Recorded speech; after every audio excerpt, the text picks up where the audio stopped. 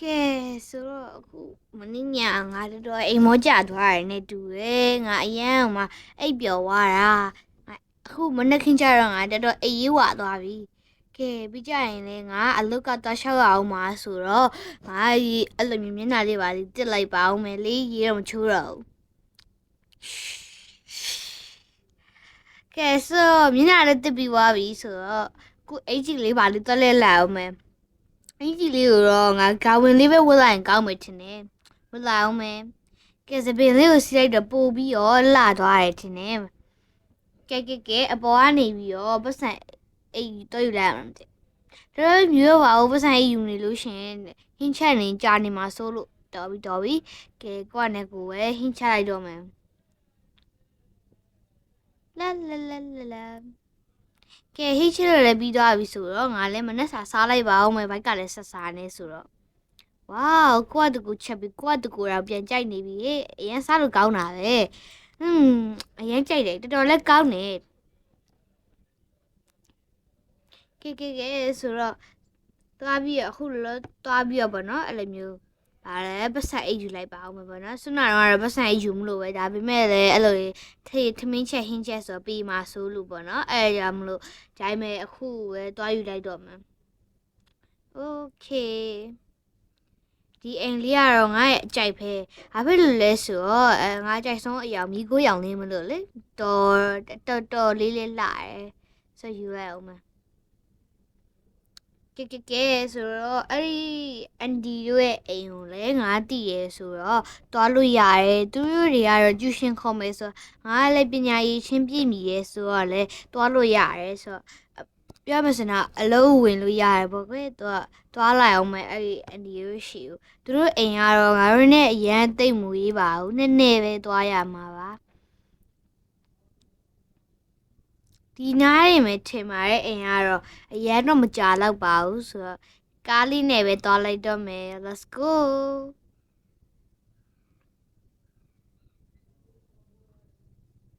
ဆိုတော့အမှန်တိုင်းပြောရမယ်ဆိုရင်တော့ဗောနော်ကျမနာမည်ကတော့လီလာပါပြီးတော့ကျမကကြောကနေပြီးတော့မြို့တက်လာတဲ့ဒေါ်စုလေးပဲဖြစ်ပါတယ်ရှင်ဆိုတော့ကျမကိုတော့တိုင်းလီလာလို့ခေါ်လို့ရပါတယ်အဲ့ဒါကြောင့်ကျမကိုပေါ့တော့အဲ့လိုမျိုးအင်္ဂလိပ်နာမည်လို့လည်းခေါ်လို့ရပါတယ်မြန်မာနာမည်ကတော့ကျမနာမည်ကပြပြပဲဖြစ်ပါတယ်နာမည်အပြည့်စုံကတော့ကျမနာမည်ပြည့်စုံပေါ့နော်မိုးပြပဲဖြစ်ပါတယ်ကျမတို့နာမည်အတူကောက်နေနဲ့ပြလို့ပဲခေါ်ပါတယ်ရှင်အင်္ဂလိပ်နာမည်နဲ့ခေါ်မယ်ဆိုရင်တော့လေးလာပါဟောအမကြီးဟုတ်ကဲ့ညီမလေးဘာရှိလို့လဲဟိုကကျမဒီကိုလာပြီးတော့ကျူရှင်တင်လို့ပါရှင်အဲ့ဆိုလို့ရှင်ဒါနဲ့ညီမလေးနာမည်ကဘယ်လိုခေါ်လဲညီမနာမည်ကလီလာပါရှင်ဟုတ်ပြီညီမလေးလီလာအဲ့ဆိုလို့ရှင်ညီမလေးရပေါ့နော်နေ့ပြန်ကြရင်တော့အလုပ်စဆင်းလို့ရပြီပေါ့နော်ဒါနဲ့ပညာအရေးချင်းအောင်ညီမလေးညီမဝဲရပညာတက်ပါရှင်အဲ့ဆိုလို့ရှင်ရရယ်နော်ဒါပေမဲ့ညီမအမထူးသတိထားစေမယ့်အရာလေးတစ်ခုတော့ပြောမယ်နော်ဟုတ်ကဲ့ပြောပါရှင်အမဟိုဟာလေအဲ့လိုမျိုးကျူရှင်တင်ရဲ့အခါကြလို့ရှင်အဲ့လိုမျိုးကလေးတွေကိုပေါ့နော်အဲ့လိုမရိုက်ဖို့အတွက်တော့မြတ်တရက်ခံကျင်နေရှင်ဘာဖြစ်လို့လဲအမဘာဖြစ်လဲဆိုတော့အဲ့လိုမျိုးပေါ့နော်တစ်ဖက်မိဘတွေက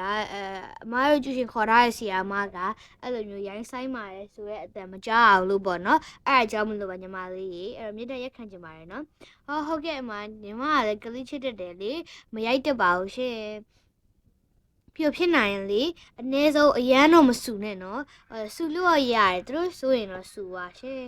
တခြားဟာရဲ့အဲ့လိုမျိုးတခြားကိစ္စတွေနဲ့ပတ်သက်ပြီးတော့မဆူနဲ့ပေါ့နော်ဟုတ်ပါတယ်ညီမကလည်းကလေးချစ်တတ်တယ်ဆိုတော့အရင်လည်းမဆူချင်ပါဘူးကလေးတွေကအရင်မှ innocent လေးဖြစ်တယ်ပေါ့နော်အဲ့ကြတော့ညီမကမဆူရက်ပါဘူးအမရဲ့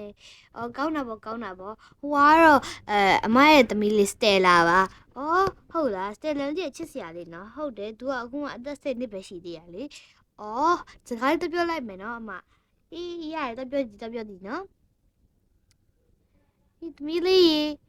ဟုတ်ကဲ့ဆီယာမရပါတယ်အန်ဒီကိုဆီယာမလို့မခေါ်နဲ့နော်အန်ဒီကတော့နောက်ချက်ကြမှာဆီယာမလို့မှာဆိုတော့ဒီနေ့အန်ဒီကိုအန်ဒီလို့ပဲခေါ်နော်ဟုတ်ကဲ့ပါအန်ဒီသမီးနာမည်ကတော့စတယ်လာပါသမီးကအခုမှအသက်10နှစ်ပဲရှိသေးတာအန်ဒီရဲ့ဟုတ်လားသမီးလေးကငယ်သေးရပဲနော်ဟုတ်တယ်သမီးကအခုမှ grade 5ပဲရှိသေးရလေ အော် grade 5ဆိုအခု grade 5လားမဟုတ်ဘူးအန်ဒီရဲ့နောက်နေ့ဆိုသမီးက grade 5အခုမှ grade 4ပါအော်ဒါနဲ့အန်ဒီနာမည်ကဘယ်လိုခေါ်လဲအန်ဒီနာမည်ကလေးလာပါသမီးလေးရဲ့အဲ့လိုနောက်နေ့ကျရင်တော့အန်ဒီကိုဆီယာမလေးလည်းခေါ်လို့ရရနော်ဟုတ်ကဲ့အမအဲ့ဆိုညီမပြန်တော့မယ်လीနော်ညီမလေးဝင်ထိုင်တော့ဘူးလားဝင်ထိုင်တော့ဦးမညီမပြန်တော့မယ်ကဲဆိုတော့အဲ့အမရလေငါ့ကိုအလုပ်ခန့်လိုက်ပြီဆိုတော့ငါအလုပ်ရသွားပြီပဲတော်သေးရပေါ့လေငါမျိုးတက်ပြီးတော့အလုပ်မရရင်လေဒုက္ခရအောင်ပါပဲကဲဆိုတော့ငါလည်းပြန်လိုက်ပါဦးမယ်အခုလောဆယ်ငါကသပင်လေးပါလေးလည်းညှက်ရမယ်ငါသပင်လေးကအရှိကြီးဆိုပေမဲ့လေငါ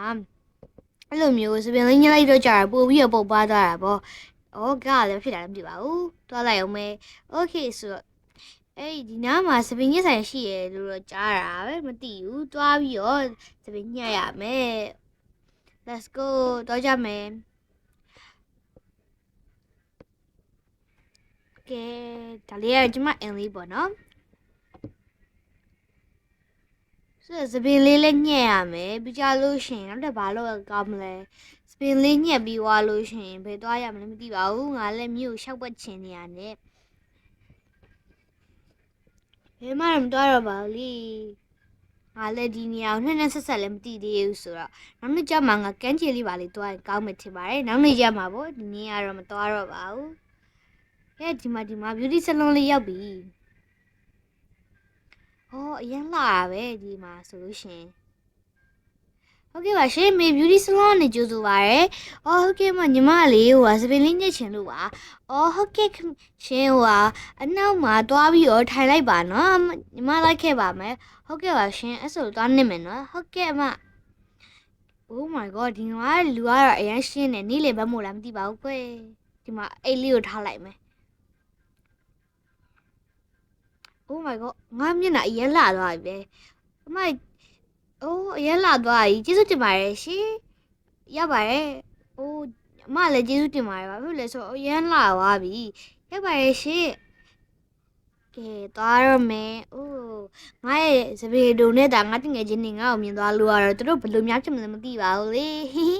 သူတို့ကတော့တေချာပေါ့ငါ့ကိုလှောင်မှာပဲလှောင်မှာမဟုတ်ပါဘူးတိုက်ဆမှာပေါ့ကွယ်ကဲသွားလိုက်အောင်မယ်လမ်းကလည်းဒီနားကလမ်းတော်တော်ကျင်းတာပဲငါတို့နားကလမ်းဟောပဲအနည်းဆုံးတော့ငါတို့နားလမ်းမှာနည်းနည်းပါကျဲဦးမယ်လာကဲဒီညဘယ်လမ်းလဲတော့မသိပါဘူးသွားလိုက်ပါရမယ်နေပါဦးငါစဉ်းစားနေတာဒီကားလေးကိုရောင်းပြီးတော့ငါကားအစ်စ်ဝယ်လိုက်မယ်ဒီကားလေးကလည်းငါအဲ့လောက်ထိသိမ့်မကြိုက်ဘူးဆိုတော့လေသူကအိမ်နဲ့တခါတည်းပါပြီးသားဆိုတော့နည်းတော့ဈေးတော့ကြီးမှာပဲမသိပါဘူးဒီမှာပဲဝယ်လိုက်တော့မယ်ဒီမှာကား showroom ရှိရဲဆိုတော့လေသွားမယ် let's go အဲ့မှာကားလလလေးရှိမယ်လို့ထင်တာပဲဒါပေမဲ့ဒီကားဈေးနဲ့တူတဲ့ဟာပဲဝယ်လို့ရမှာတခြားဟာတွေတော့ဝယ်လို့မရတော့ဘူးထင်ပါတယ်လေဒီမှာပဲရက်ခဲလိုက်တော့မယ်ထားပါဟာဟိုမှာကြည့်ပါဦးအဲ့မှာ Lamborghini လည်းရှိရဲအဲ့ဒါကတော့ငါလည်းမတက်နိုင်ပါဘူးလေတခြားကားလေးမှတက်နိုင်ပါအောင်အဲ့လောက်ကြီးကြတော့လည်းငါလည်းမတက်နိုင်ဘူးဟုတ်ကဲ့အကိုရှစ်အော်ဟုတ်ကဲ့ခင်ဗျာဗာများလို့ကျင်လဲခင်ဗျာ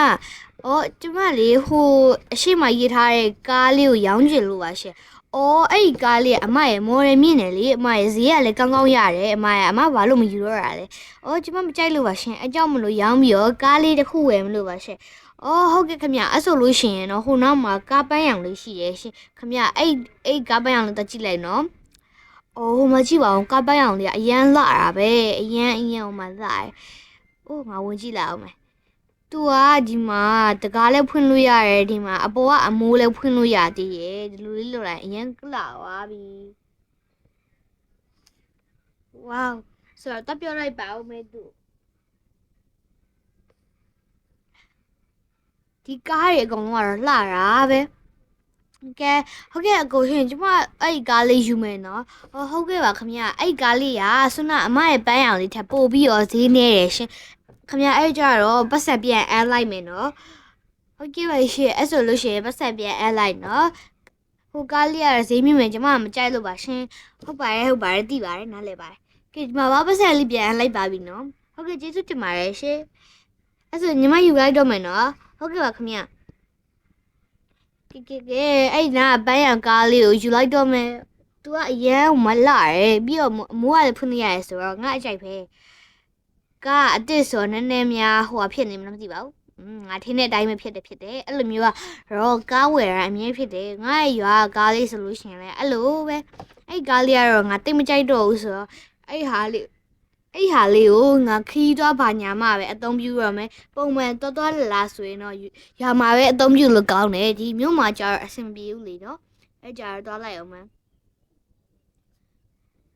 ငါအိမ်နဲ့ကားရှင်ရိုးနဲ့တော်တော်လေးတော့နီးတာပဲမလေးဟဲ့ကားအစ်စ်ဆိုအဲ့လိုချောနေတာဆွမ်းနာလာတဲ့ကားနဲ့တိုက်ပြီးတော့မလို့ဟေး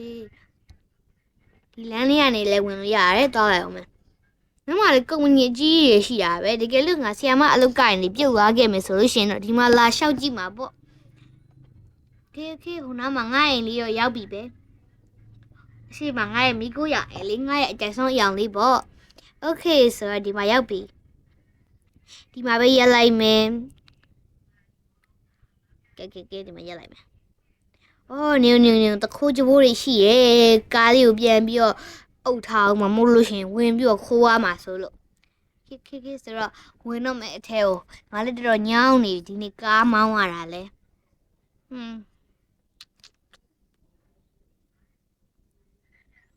တမဲအပေါ်မှာငါအိမ်လေးတော့ထားလိုက်အောင်မယ်အိမ်လေးတော့ထားလိုက်အောင်မယ်ဒီနားမှာချလိုက်ခဲ့ရမယ်ဒီမှာခေဆိုတော့တော့မယ်အောင်သွားပြီးတော့ဝေစားလေးပါလေးလေးလိုက်ရင်ကောင်းမှတင်တယ်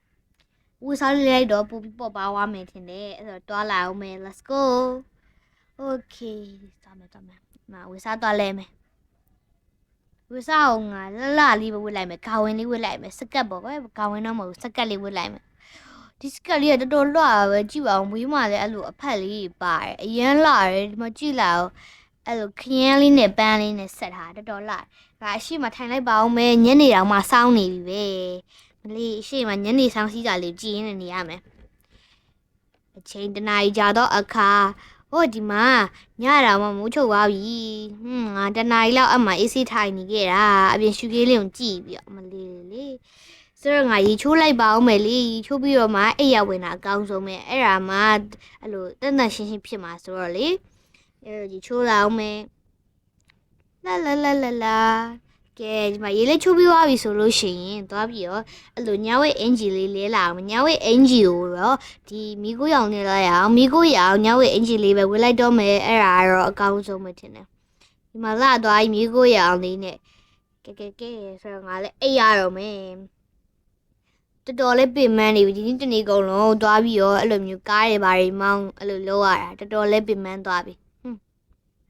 ကဲအိပ်ရမှာဖြစ်တော့မယ်အိပ်လို့ကမရတော့အိပ်တော့မယ်ငါလဲအမလေးဟဲ့ဘာအဲ့လိုပဲဖြစ်ခိုက်ကြတယ်ကဲဆိုတော့အားလုံးပဲကျေးဇူးတင်ပါတယ်ရှင်ဒါလေးကတော့ဒေါ်စလေးမြူတက်ခဲဆိုရဲဟာလေးpart 2ပဲဖြစ်ပါတယ်နောက်ထပ် part တွေကိုလည်းစောင့်မျှော်ပေးကြပါအောင်เนาะပြီးတော့လည်း like and subscribe လုပ်ဖို့လည်းမမေ့နဲ့အောင်เนาะဆိုတော့အားလုံးပဲကျေးဇူးတင်ပါတယ်နောက်ထပ်လာသမျှဗီဒီယိုတွေကိုလည်းအကုန်လုံး like ပေးဖို့မေတ္တာရပ်ခံချင်ပါတယ်ရှင်အားလုံးပဲကျေးဇူးတင်ပါတယ်